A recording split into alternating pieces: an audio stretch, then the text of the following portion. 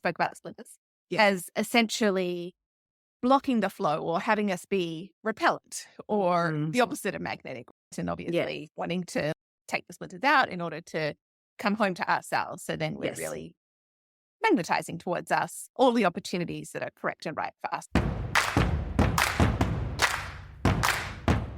Welcome to Wild and Finally Fucking Free, hosted by me, soul-fueled storyteller Kylie Fatchett. We dive into the truth-talking, unedited stories of metamorphosis, growth, and evolution. I deeply believe that sharing our stories holds transformative magic. Join us to listen to future humans, change agents, extraordinary ordinary people, healers, and paradigm shifters as we honor the power of our messy, magical stories. Let's get wild and finally fucking free together.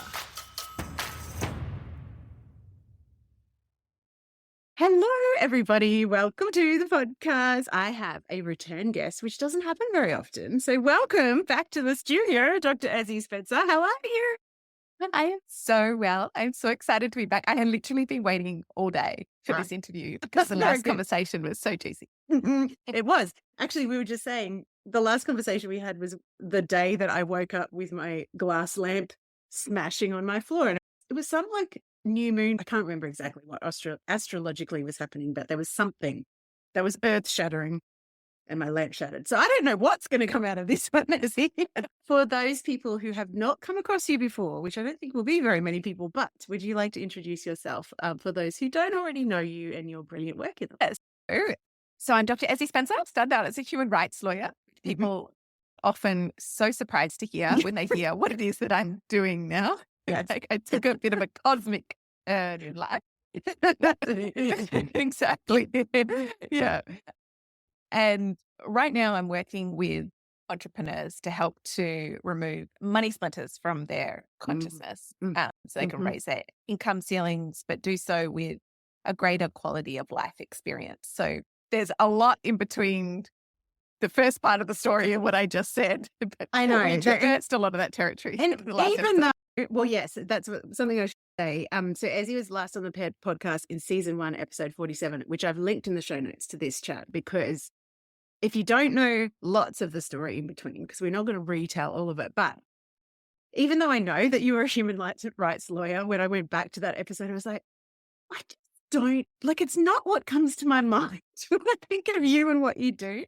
But then I guess people say that about my original career too, so fair enough. Anyway, here we are. Last time we were speaking about, and I was just saying to you, I love watching the evolution of your work because I feel like it goes higher and higher. And then I was like, but it's deeper and deeper. It goes in both directions. It's getting bigger. I don't know. So let's catch up where we left off, which was, I don't know what the date was of that one, but it was a fair while ago. I want to say well more than a year. What has been happening in your universe to unfold Money Splinter work? How did it happen? So great question. I like to think I can occasionally ask a good one. So I was living in LA at the time that we recorded the last episode. And at that time, I actually haven't listened to the episodes. I can't remember exactly when I was or what was going on. So let me just take a stab in the dark, like big battleships. Where were we? What was I doing? But at the time that we'd recorded that last episode, which was sometime, I think, early in 2023, I had thrown open my doors to doing the splinter removals and the unconscious vow removals. Yeah. And I can talk about how they are in relation to each other in the channels. Yes. And we'll go into all of that. We went into that in the last episode, but I'll definitely speak about what that looks like in relation to the money splinters. So I'd thrown my doors open at that point to work with basically anyone on any topic, like anybody who was experiencing a splinter in the power, love, or peace channels. Now, what I found working in LA was that I experienced a lot of creative spiritual entrepreneurs coming to me to work with money. Yep. And straight away, oh my gosh, I can even feel the energy of it. Yes, I'm like, I'm sitting up straight. I'm ready. Exactly. So whilst I was working with people on like creativity, purpose, self-expression, fitness, love, like all these topics, it was the money sessions where I found that there was a rapid acceleration of consciousness. And now that's my mission in life, is to contribute to the evolution and the expansion of human consciousness. So I noticed that firstly, the entrepreneurs were getting very practical, tangible results, like walking out of a session, having $100,000 launch or birthing a new business, or very measurable metrics. Yes. But I was having the experience myself of feeling an acceleration of consciousness. There just was an electric energy in the money session. So for 2023, I continued on doing lots of different topics. But by the end of 2023, I decided to just really narrow in with precision on the thing that was the most exciting to me, and where people were just coming back again and again because they just wanted more and more, because they're like, then I started to, here we are in 2024, decent way into 2024. And of course, when I started to specialize, which I have this year, all of this year, specialize in working with female entrepreneurs who are already experiencing a level of success, but need support to get out of their own way to go to the next level, or to experience growth that is more easeful in that's nature. what I was going to say. Yeah.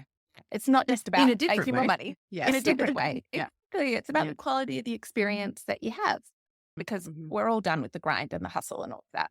So it's so 2011, Ezzie.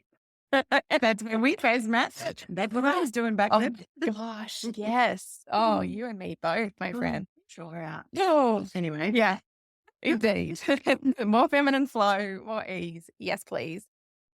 But without selling it like a magic pill, of course. It's oftentimes the missing link. And obviously I'm working with energy. I work with positive psychology. So I get into very deep places with people. But to make these micro attunements, right? Like, I'm not doing like huge excavations of something brand new. What it is I'm often doing with someone is connecting the dots of a lot of the work that they've done before. And it's like that last little piece, like you pull that little energetic lever, it's like everything else is in place. Now everything's open. Yes. Yeah, exactly. Can take that leap. You need to have the foundation underneath that in terms of, you need to know what it is you're selling. You've got to have experience with business. You've got to have access to a network and a clientele. I can't wave a magic wand around any of those things. There's no skipping any of that, people. As it turns out, unfortunately. Yeah. So it's been really fun to build out a body of work around the money piece. So I'm interested to hear how, because last time we were talking about unconscious vows and removal of splinters. And so what's the juxtaposition? That's a big word for this time of the afternoon. I don't even know what that means at this time of the day.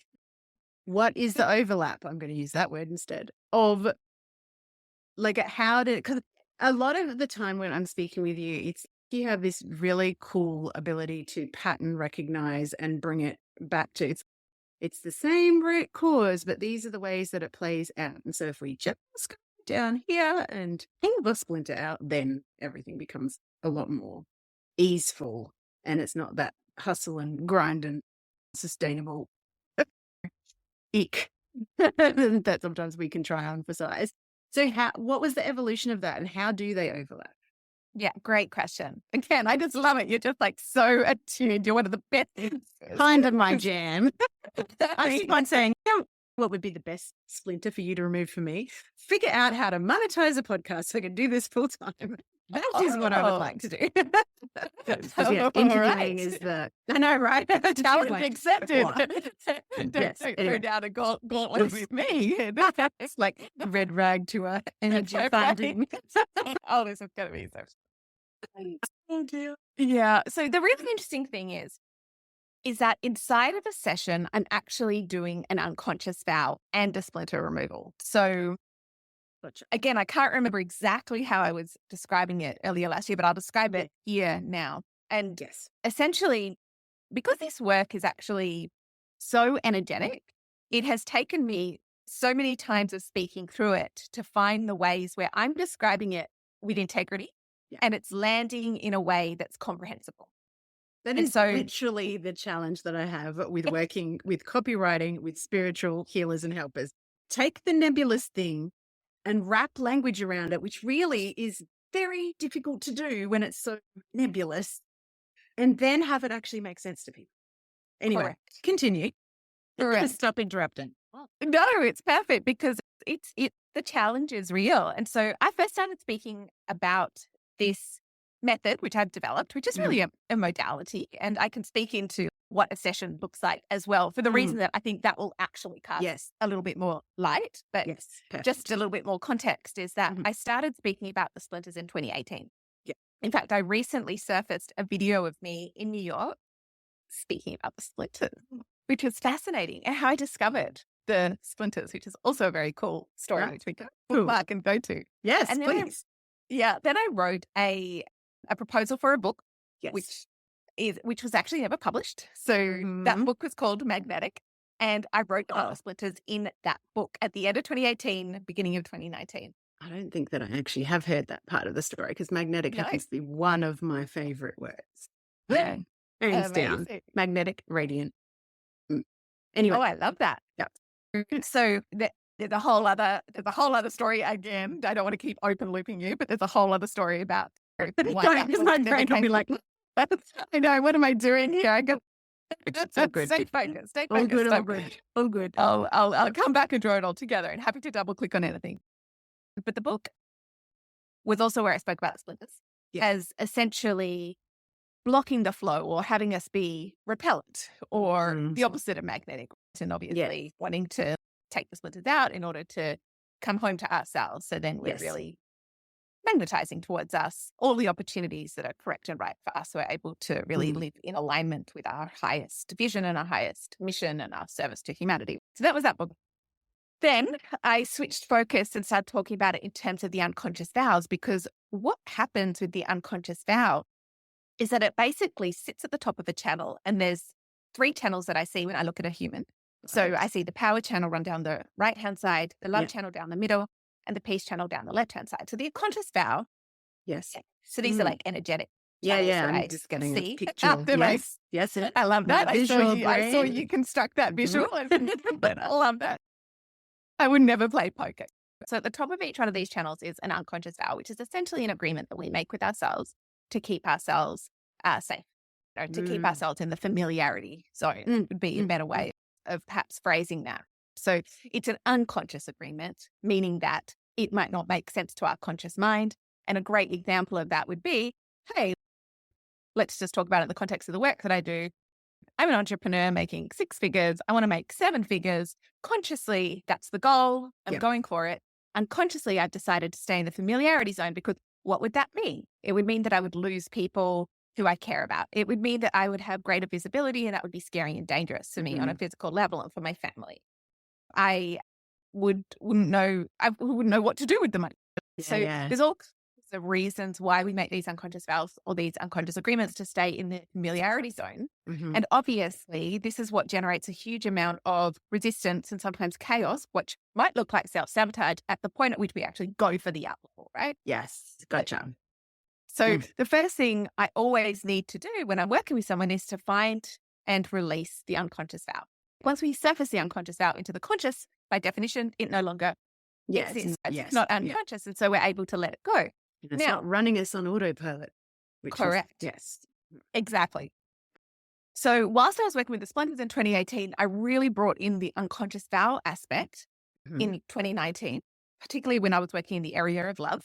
Yes. And working with helping women to recover from toxic relationships, which is the coaching program that I ran for 5 years. Yeah. And that was harkening back to that initial career that I had. My PhD was in therapeutic jurisprudence, so I've been subjected to domestic violence and abuse. So it was like, that was a big career arc in terms of healthy relationships and self-worth and so forth. So that's why I refined this method, the splinter removal method and the unconscious vow, which is all part of the same thing through the lens of love. So that was like, that was my, exactly right. So that was my training ground, if you will. And I ran a 12-week program, and it used to take me 12 weeks to have people take out there.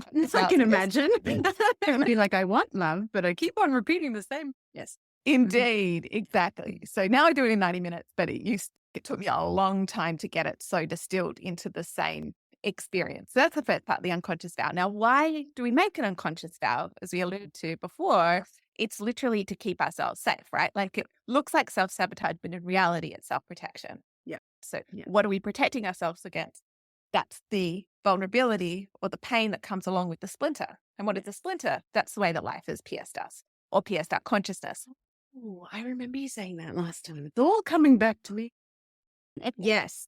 This is why I love the language of splinter, because it's when you get a really bad, big splinter, and that is all you can literally feel. And it's this little tiny thing, but it's literally in my awareness all the time. And yeah, so that's why I really like the language, because I can feel how frustrating it is to have this thing, but kind of not to be able to identify where it is, or how do I remove it, or why am I making this mistake again? And yeah, all of that. Making yourself wrong for things, I think. That's where my brain goes. It's like, why can I not just figure this out? Exactly, which is in a nutshell. And again, just totally nailed it, because the reality is that a splinter is just that.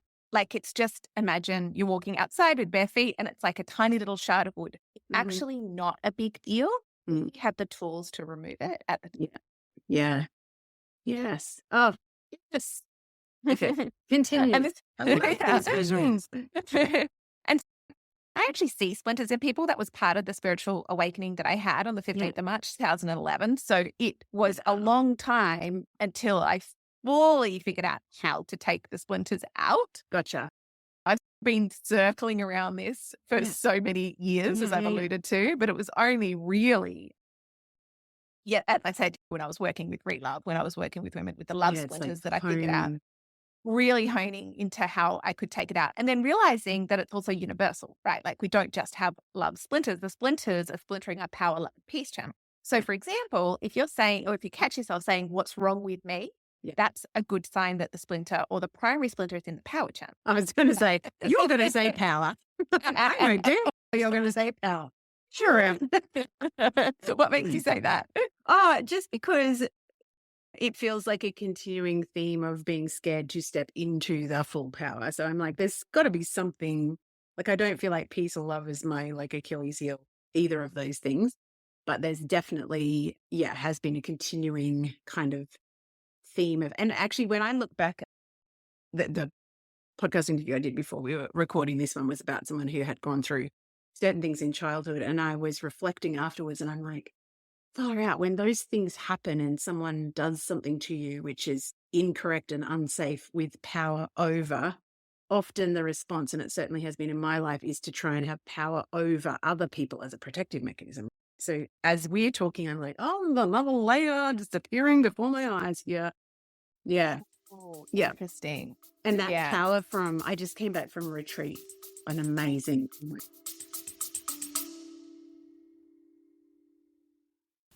Hey, gorgeous. We interrupt this gold for a delicious invitation. If your whole body has been whispering more lately, more voice, more truth, more satisfaction, more clients of the soulmate variety, more cash, more you, then this invitation is for you. Potent, my sister mind is officially open. This is my high touch, holy fuck, I'm ready sister mind for rebels in good girl clothing who are done outsourcing their power and diluting their magic to fit into someone else's business formula. If you have been craving a space where your strategy, your voice, and your energy all get to be offered, honored, refined, and amplified, this is it.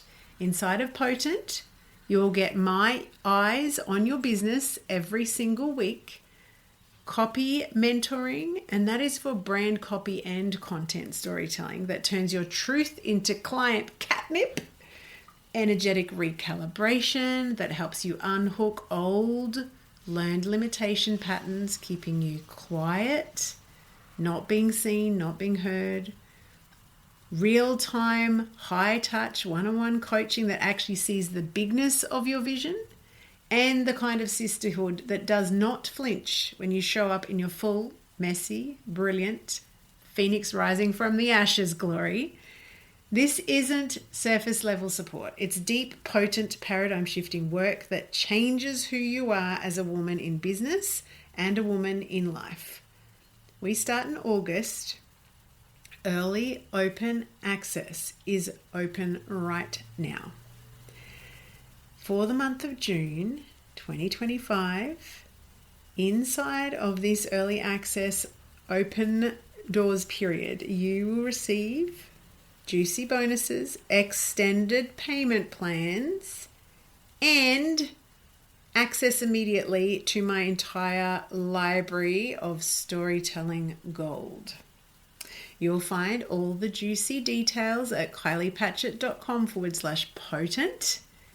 And we fill spaces, and there's only 10 of them, and more than likely only 5 by the time you listen to this, because by that time I will have offered them to the existing cohort, the beautiful original OG circle. We do actually take applications on a first come, first served basis. So come and apply, and let's get back to the magic of the episode. Like a life-changing retreat all around the feminine, with a friend of mine who's a psychotherapist who works with tantric sex and menopause and masculine and feminine. And we're talking about power over, power from within, power this, power that. And I just had so many like chiropractic adjustments of how I was like, whoa, okay. Yeah, wow. That's very cool. Very so cool. you see these like in a session, or maybe I'll leave that until you actually describe how a session works, because that would be a better place to ask that. Yeah. I think we could dive into that now, I think, because it makes sense. So in a session is 3 parts. And Yep. so the first part is the unconscious vow removal. Yep. And so there's a particular series of questions that I ask someone. Mm-hmm. Now, it's really interesting because to answer the question you actually just asked me, which is that Yeah. I see the splinter, I do. I see Yeah. the splinter in Yeah. people. However, what I found to be so much more effective and potent is to lead someone into their own connection with their own splinter through their own words. So I have designed a very specific series of words and questions and prompts in the surfacing of the unconscious vow. And I've done this thousands of times, right? Yeah. Like I said, there's been a lot of trial and error with this, Yeah, but yeah, I've got it super dialed. So then we can really get the conscious mind on board. Because if the conscious mind is not on board, Yes. then what the mind is going to do, it's going to continue to generate all the stories and narratives that are simply the mind doing its job to protect yourself, right? Yep. Get the fireworks out. We're burning alive. Something bad is happening. Yes. Correct. Mm-hmm. And so everything that I'm doing, I'm seeing, like, I'm not manipulating or tricking or hypnotizing or anything. Someone is fully awake and lucid, and I'm explaining each single part of the process. So then someone's mind is fully on board. So I only work with people who are incredibly self-aware, who've already done a lot of work. This is not a therapy session. Yeah. It's like, why am I not earning $500K a year or $500K a month? Yeah. Like it really depends upon the individual that I'm working with. I've got the goal. I'm doing all of the work. I've got the strategy. And yet I keep meeting stubborn resistance. I know I need to get out of my own way, but I don't know how. Yeah. So that's the, if you're not watching the video, I'm crossing my eyes at myself.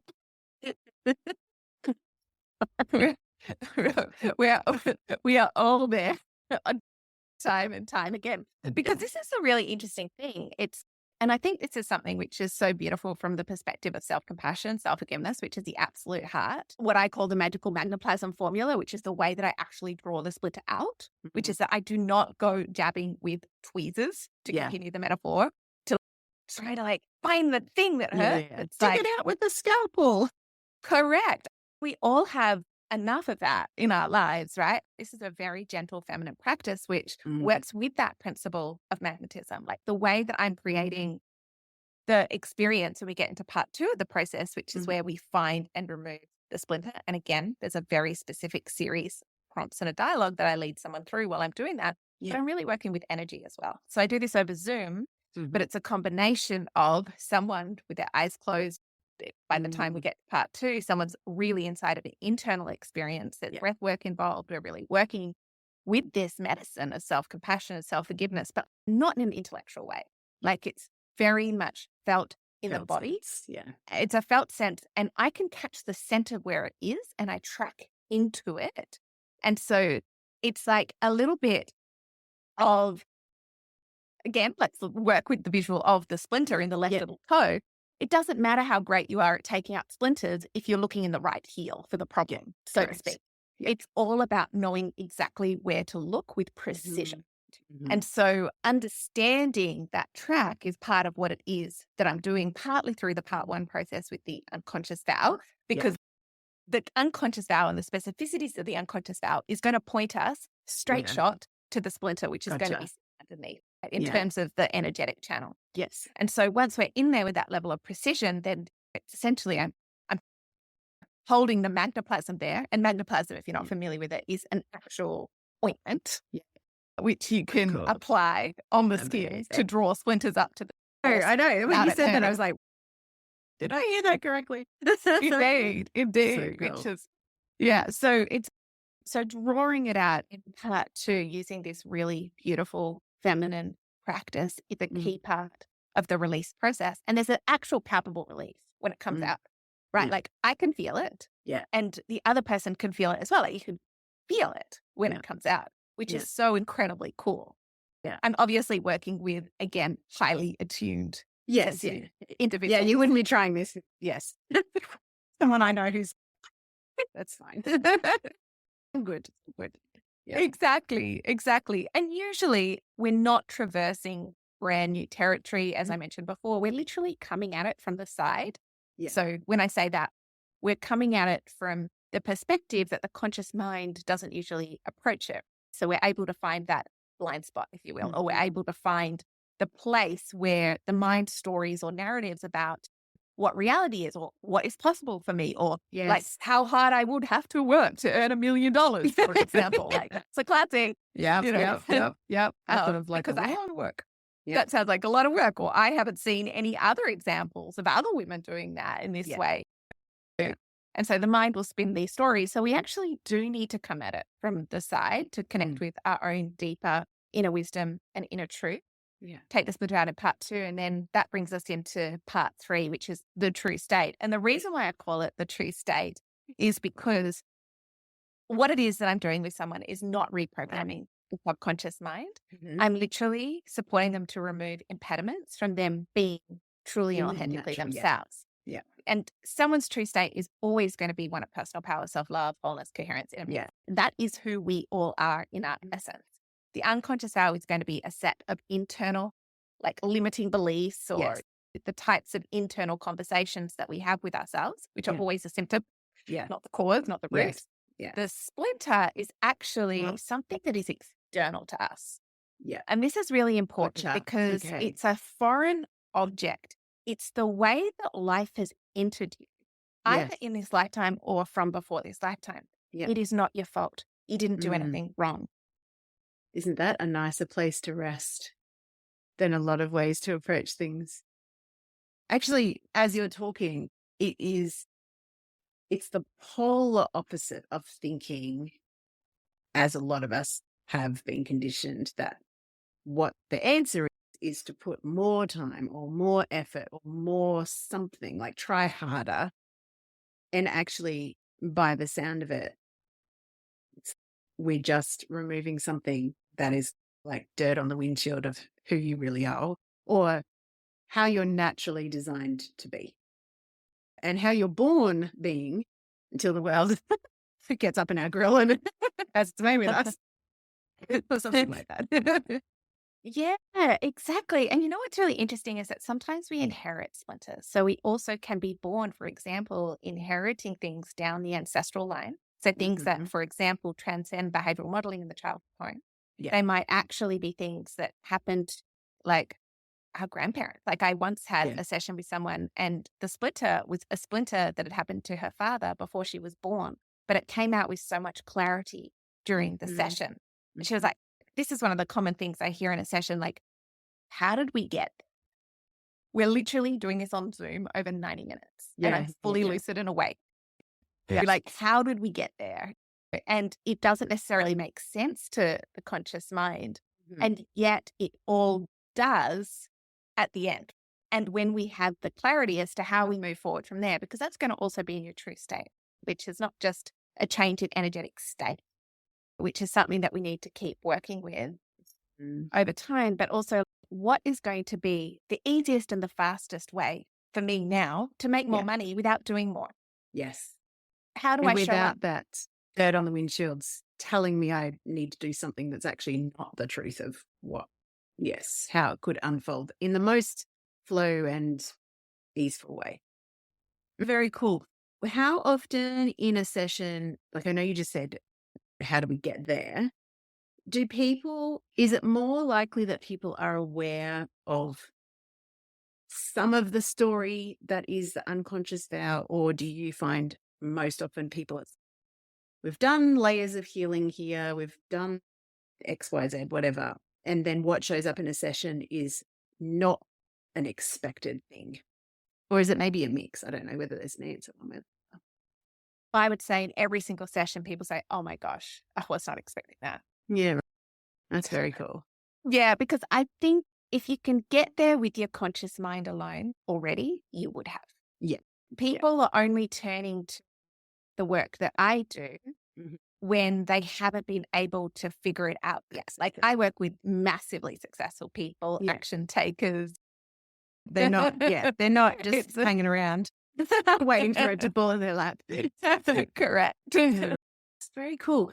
Do you find, because I'm going back to the re-love stuff that we talked about last time, do you agree with the idea that how you do one thing, you do everything? And so if this imbalance turned up in your love/partnership life, then your ability to receive through flow financially is also impacted, or do you not? What is really interesting with money is that the growth is actually infinite. And so what I find is that by the time people come to work with me, they're not, say, grappling with worthiness issues, which would have them get into relationships with toxic people, as one example, right? Gotcha. You know? Yes. And so there'd be like a certain level of coherence or completion, for lack of a better word. What I mean by completion is they have their channels open and flowing up to a certain point. The difficulty comes when they choose to up level again. Gotcha. And so I'm also working with, not to throw too many of my magical systems and frameworks into the mix, but I think this one's going to be relevant. Is that I also work with these golden elevators. What I mean by that is that, for example, entrepreneurs might come to me because they want to raise their revenue, either on a monthly basis or an annual basis. But some entrepreneurs might come to me because they want to do a capital raise. I've worked with women who are raising capital from $10 million to $100 million. And that's actually different from generating cash through your business. It's a different golden elevator, if you will. So sometimes I'm working with people who are wanting to raise their monthly revenue or their annual revenue. And then sometimes I'm working with entrepreneurs who are wanting to raise capital. So I've worked with entrepreneurs who've raised $10 million in capital, $100 million in capital. And so what might happen is someone might have a really great salary already, might be really comfortable raising $10 million. But it's a bit like that Winston Churchill quote, which is that like the better backwards you go, then the higher you can go. I'm talking about higher in terms of golden elevators, but the further into the future, you can actually see. And so someone may not have any issues in their life at all until they take that next big swing up. And then when they take that next big swing up, something that actually truly terrifies them or they think is not possible for them, that it might kick up splinters, if you will, that are latent, that haven't caused any issues before. They haven't gone there before.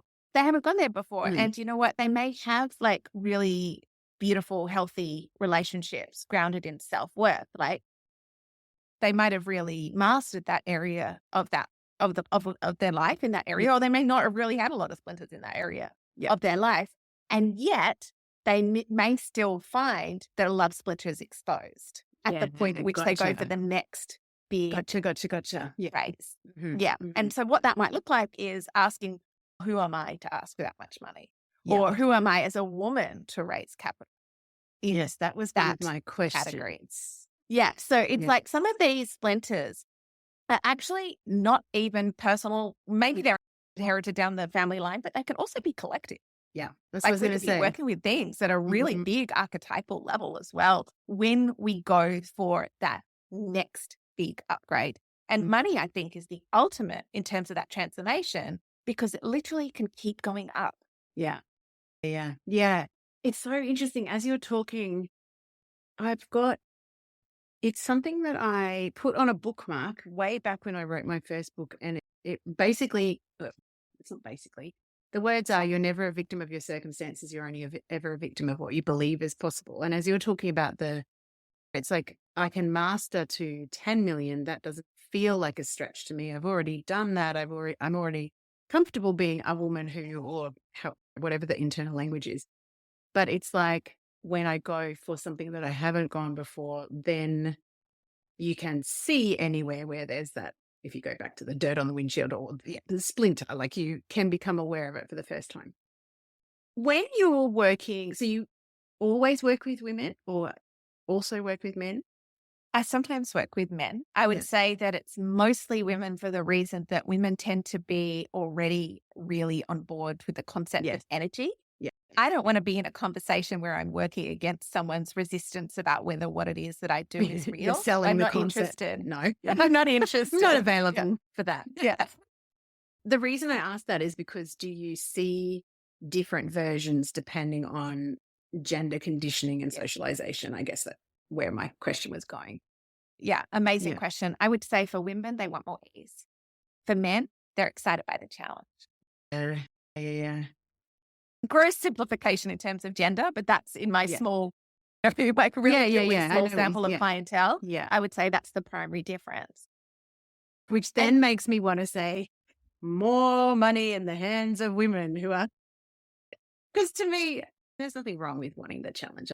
I understand that. But as you said, challenge, my brain was going, and the men are seeking the status or the whatever, which may not be fair. And it may not be true in the work that you do, but I'm just wondering, it feels like I've been reading a really cool book by Sam Garcia about regenerative business and the concepts behind that, which I'm rereading. And one of the things that I really love about what she does in the world is she is creating amazing income for herself and her family and very loudly saying that gives her the ability to invest in what she believes needs to be funded. So for her, that's regenerative agriculture and returning land in Hawaii to its original healthy self over time, obviously.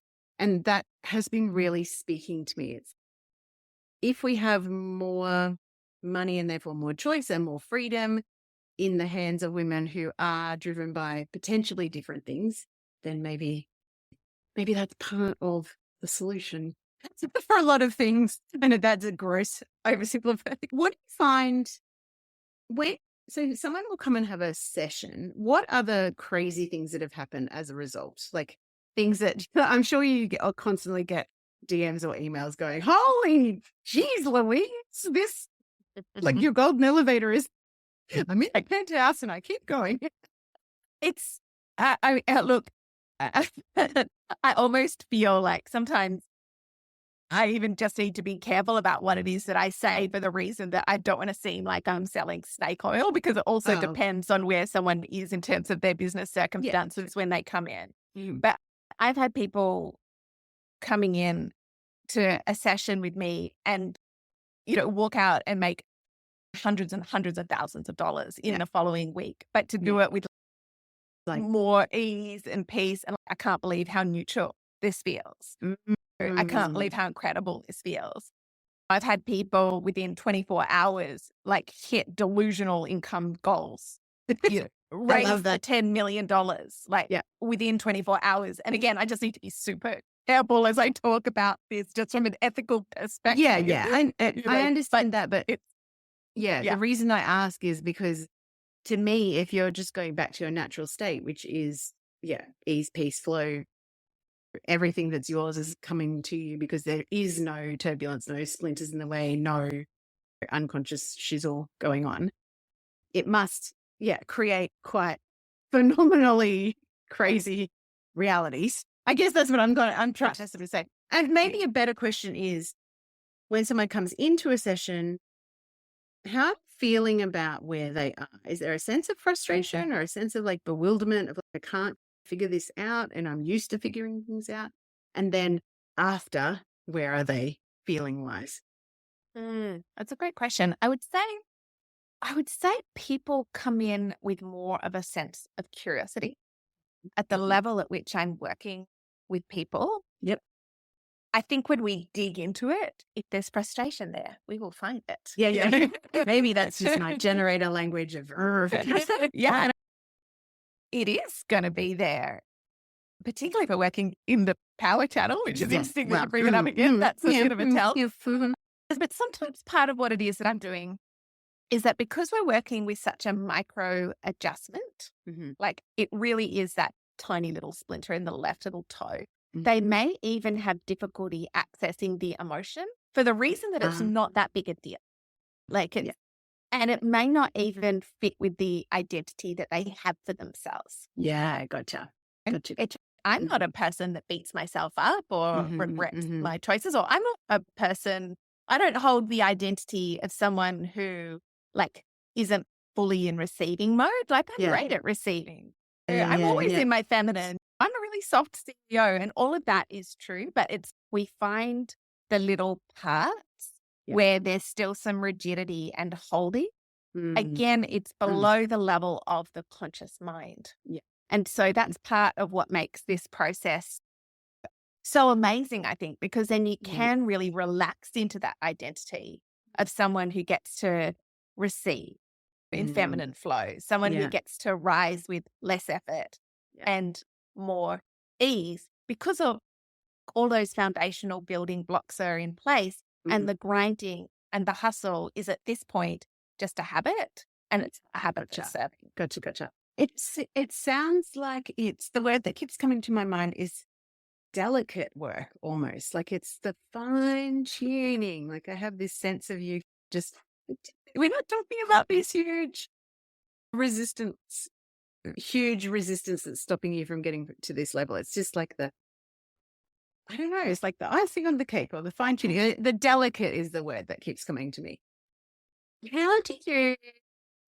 How do you experience these sessions? Thinking back to when you were mainly doing relove and as you so beautifully put it, like that natural arc of where you started, what your PhD was in, and I don't want to say closing the circle because that probably may not feel right, but that arc of where that work naturally unfolded to, how does this feel compared to that work for you? That's an interesting question. I feel one thing which is super interesting is that with each session that I do with someone, I'm there as the facilitator, but something happened inside of me as well. There's something that's like there's like a battery pack effect, right? Yeah. So something shifts and changes inside of me. So what that means is that my growth, my internal growth, my own consciousness is very rapidly shifting, evolving and expanding. Yeah. So I find it difficult now to even go back and feel like how it felt a few years ago when I was working more directly in terms of helping women to rebuild their sense of self. So I think probably one thing is that the work that I did, say, inside of Relove, and I said before, it used to take me to my own like skill level and experience about 12 weeks to take a split out of someone, which is still amazingly fast in the sense that they had a life-changing transformation. But compared to having it for your entire life, I'm sure that they were appreciative. Exactly. But then people would say oftentimes, keep renewing and maybe work with me in a container over a period of 12 months. And we'd look at other parts of self. Like I'd say that there was probably, I don't think deeper work is quite right. It's maybe there was some heavier work that was happening there because of the nature of the issues that I was working. Yes. Whereas I'd say now, again, you've hit the nail on the head. It's more that there are subtle internal shifts. Oh, subtle is a better word than delicate. Yes. Yeah. So I think that there's been a refinement inside of myself, inside of the type of clientele that I now attract. And I'm not meaning to say it's better or worse. Like it's just, in a way, it's different. So I would say that the results of the work that I do now is exponential and so incredibly observable in the sense that like money is a metric that can be very easily like documented and quantified. Exactly. Obviously, when you're in the situation of dating and love, you can quantify that in the sense of so many people that I worked with got engaged, or got married and had babies. You know, it's like there is a quantification measure, but people would perhaps talk about it as being like more like of a hard left turn, like a 180. Yes, gotcha. Versus, I think, speaking into this theme of delicacy or the internal shifts, there's something that's more simple, subtle, and there's a levity to it. And yet there's still amazing results. Yes. I understand what you're saying. Yeah, that's very cool. I wonder if, as you're saying, there's something that happens inside of you as well. And you said battery pack. I'm feeling like, I'm sure you have, if you've been in a group of people who are tapping and you talk about like the borrowing benefits of tapping together. Have you ever heard no? When you're doing one-on-one emotional freedom technique with a trained practitioner, that's one thing. And then if that same practitioner is leading a group of people and someone is voicing something that is a concern or an issue for them or whatever, and you're working on that, everyone's tapping, and there's a concept called borrowing benefits where there's an energetic shift for the person who is being worked with directly, but there's a concept that the energy, whatever parts of you that are also resonating with any of that story in whatever form it's turning up in you, is also unraveling. So I wonder whether it's, I don't know, the same kind of thing in that, because you're working with energy, because it's not discrete in one person's body. So maybe there's some magical stuff happening for you as well. I don't know. What do you think is happening? Who cares? Yes. I mean, why it's working. Yeah, I guess I have some theories around it. I feel like it's very generative. Whatever it is that I'm doing, Gotcha. It's incredibly generative. Mm-hmm. And I think it's because we're not working at the deep foundational level. We're literally like together when I'm in a session with somebody, we're literally like, and what would it look like to put this gargoyle on the like how can we make the building even prettier? I think that there's something in me in the co-creative process. Like we're making something really cool together. Yes. So I'm so in it with them. I'm feeling it. Yeah, you're marinating. You're basting in good vibes. I love it. Exactly. And the other thing actually is that once I take the splinter out in someone, because we're working specifically with money and career, right? Because I'm working, money doesn't always have to come through career, but because I'm working with entrepreneurs who are really motivated to see their vision made manifest in the world, we're working with oftentimes which is a deep soul calling or a deep soul gift.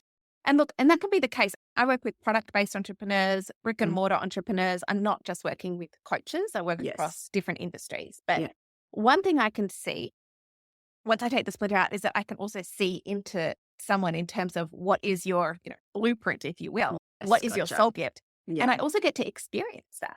And people have very different soul gifts. So I get this almost, not to be too esoteric about it, but this direct transmission from them because they're really open in that container that we're dropping into running this process in. And I get to have the experience, not just of seeing, but also of literally like feeling and perceiving what is on a really deep level. Why are they here? Like, why did they incarnate? What do they have for the planet? Yeah. And so I think there's something which is also really generative for me in that because we get to, on some level, receive that and we get to experience that together. We get to talk about it. We get to riff on it. I always have a Telegram channel afterwards. So we keep going. Exactly. Like I get to participate. I get to be a collaborator. And I might be working with someone who has like a huge audience, right? Because this is one-on-one work. It's only one-on-one work at this time.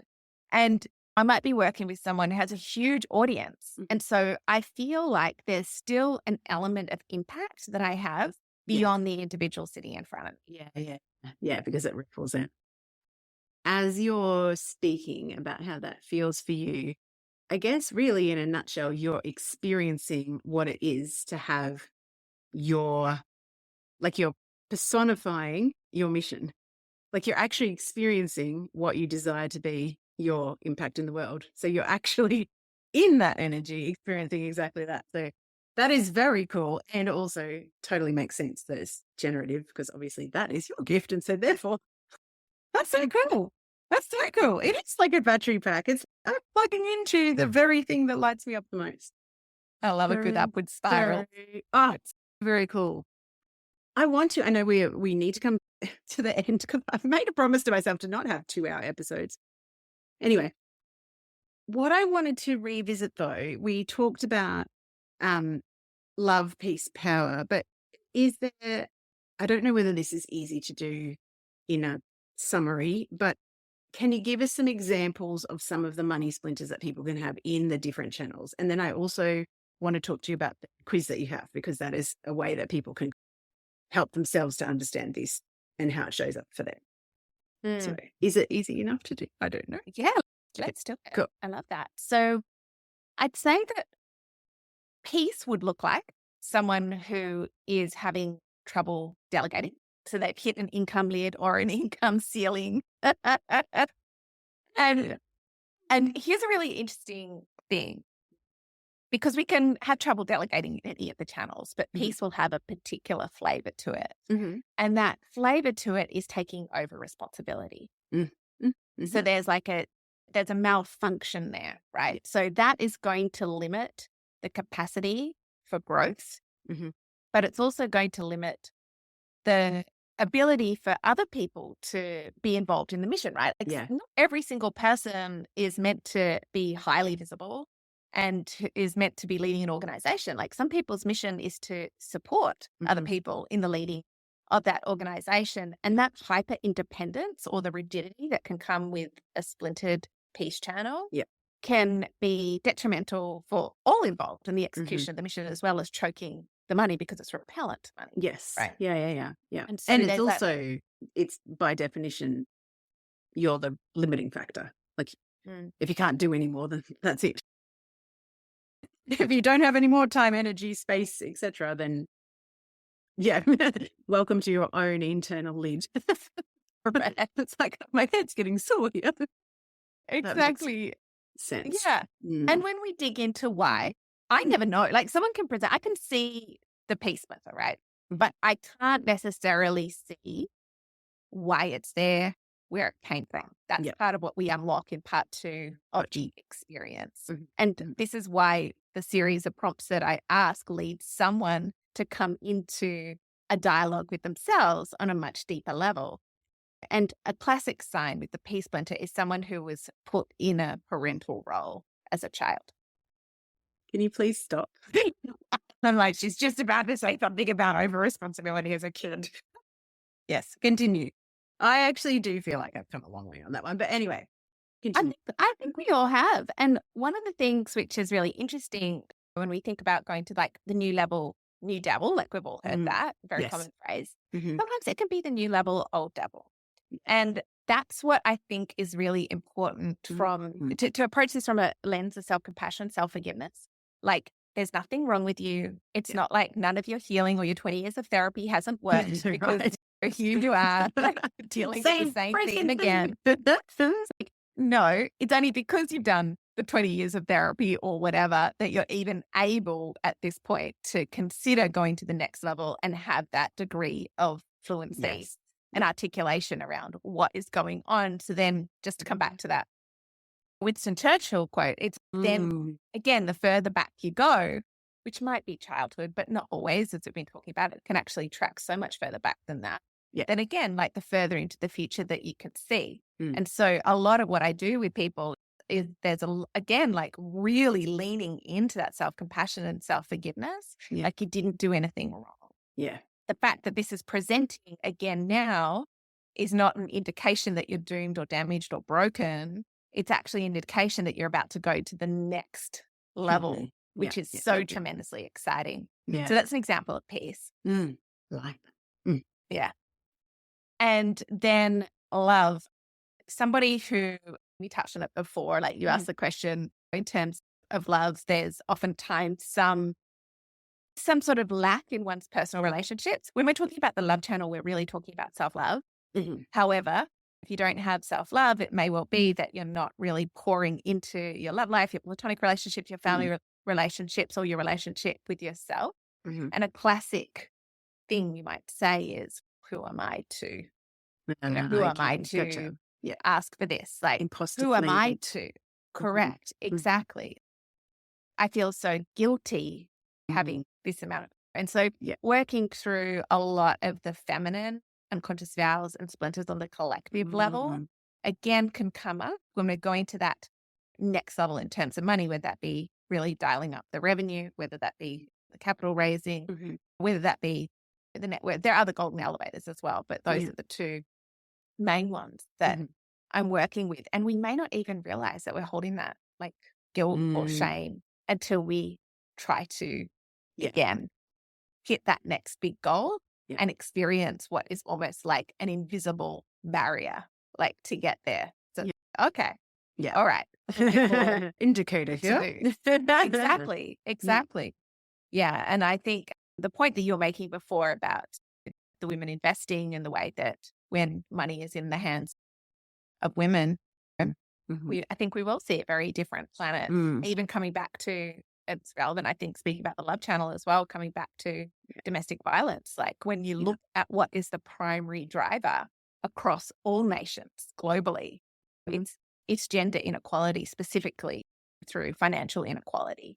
And so it's so important, I think, on so many levels of society, whether you're talking about someone who's investing in regenerative agriculture, or whether you're talking about, an individual woman who has access to finances to be able to fund her own life, that there needs to be a rebalancing in terms of the availability of capital, which doesn't mean anyone loses. It doesn't mean it's about actually we all get to gain and fear for the win. But anyway, there's a lot to work through on that level, on personal level, or collective level. So then power, we touched on that a little bit before, but I think a classic one with power is that sense of not being able to stop because you think that if you stop, you're going to lose it all. And so, for example, you would have seen this as well. You're worried at $100,000 a year, you're going to not have enough money or it's all going to fall apart if you stop. But then you're still worrying at $500,000 a year in terms of revenue, or $1 billion a year in terms of revenue, because it's a habit, right? And what's the habit? The habit is one of scarcity. And of course, it's never someone's fault. Like it comes from a splinter. And this is why I think this is actually a really empowering approach, because there's literally nothing wrong with you if you are experiencing this. It's just really normal. In fact, it's part of the human condition. This is just what it looks like.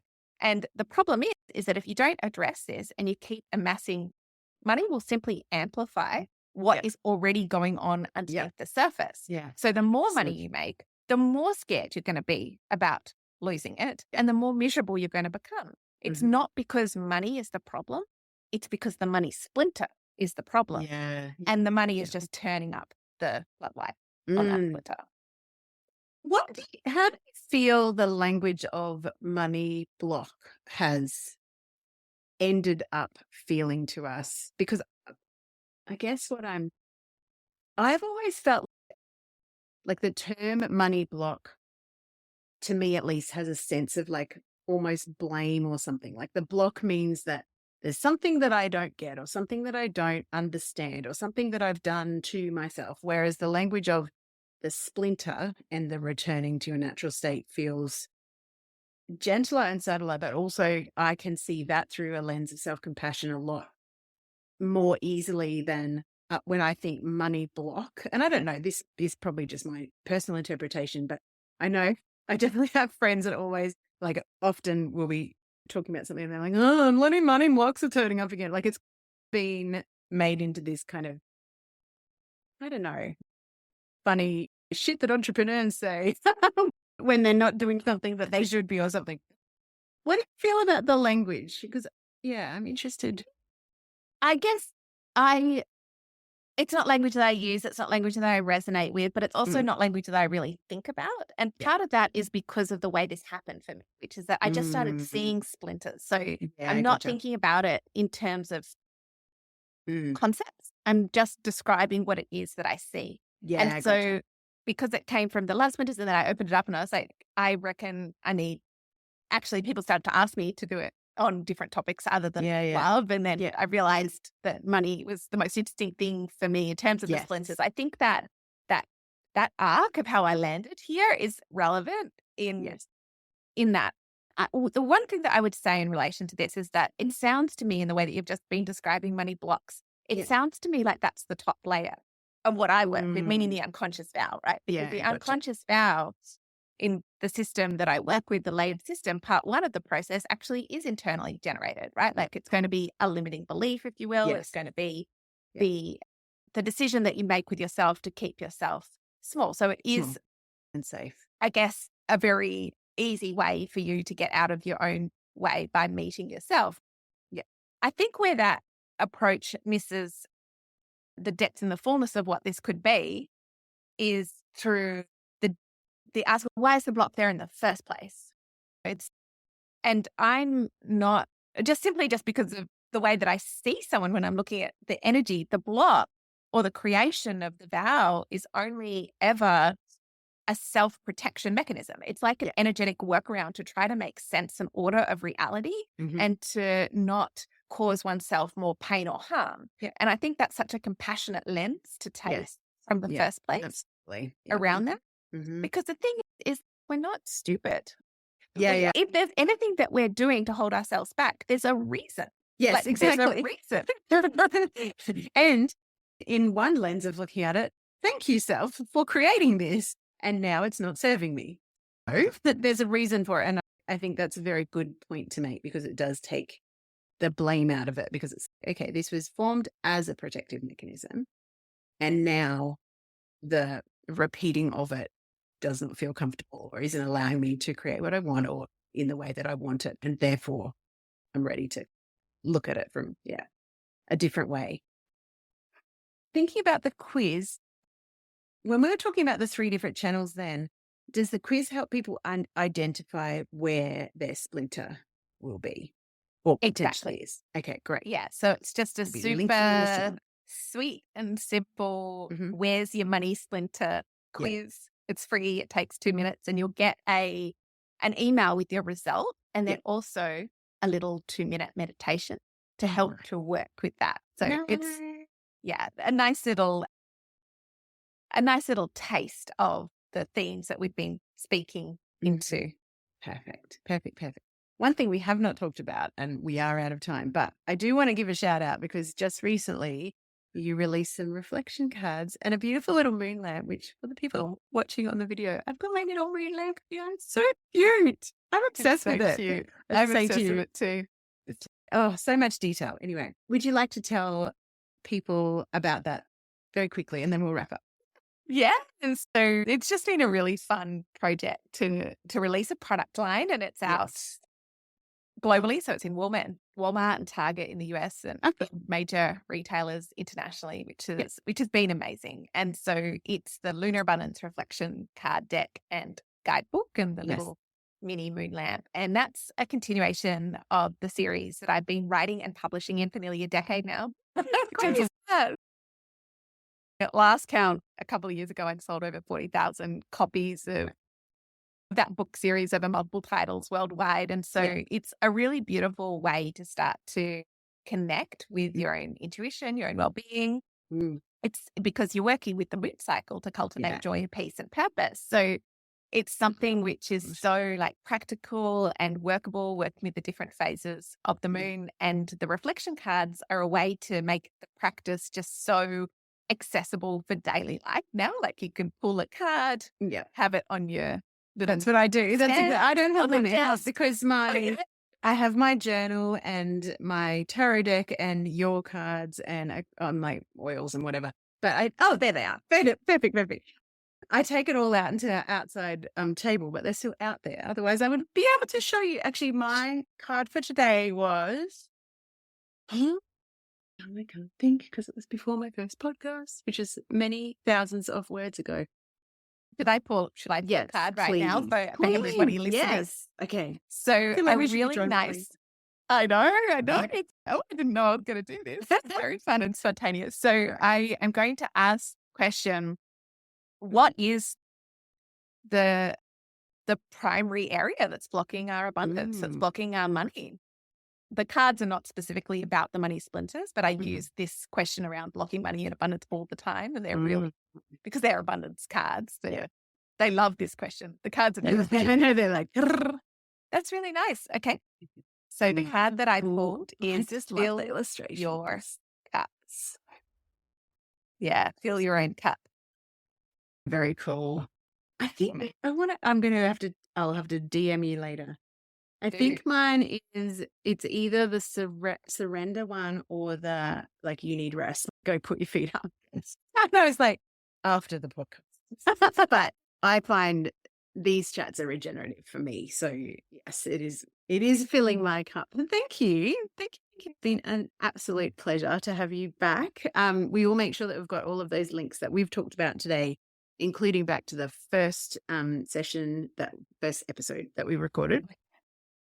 I'm going to have to look at the date because it feels like it's about 10 years since we last spoke. So, but also the link to the quiz and everything. Thank you so much for your time and your wisdom and sharing your modality with us as well, because it's such a beautiful, it's a treat to hear how someone else unfolds their work in an experiential way. That's quite special. So thank you. Thank you. Oh, it's been my pleasure. And thank you for your amazing questions. You're so unbelievably perceptive. Insightful. It's a joy to speak with you. Thank you so much, Ezzie. See you later. Thanks for tuning in to Wild and Finally Fucking Free. I'm Kylie, your host. And given that I know you would have enjoyed this episode, please do us a favor and subscribe, leave a review, and share it with fellow freedom seekers. Remember, being seen in all our mess and magic helps heal ourselves and the world, because the world needs more wild and finally fucking free humans. Have a great day.